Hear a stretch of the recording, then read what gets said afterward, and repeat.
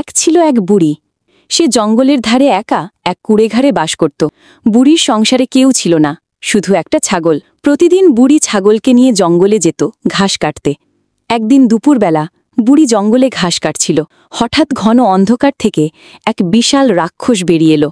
তার চোখ আগুনের মতো লাল, দাঁত যেন তরবারির মতো ধারালো।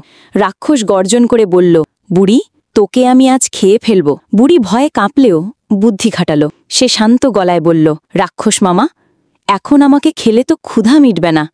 আমি এক বুড়ি মানুষ, তার চেয়ে কাল আমার ছাগল মোটা হয়ে যাবে, তখন নিয়ে খেয়ে যেও।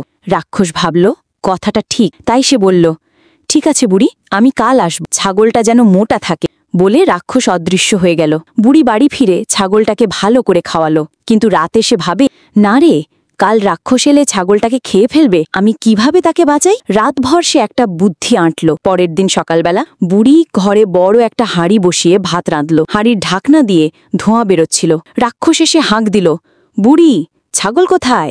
বুড়ি হেসে বলল, ছাগলটা হাঁড়ির মধ্যে আছে, ভাত আর মাংস একসাথে রাঁধছি।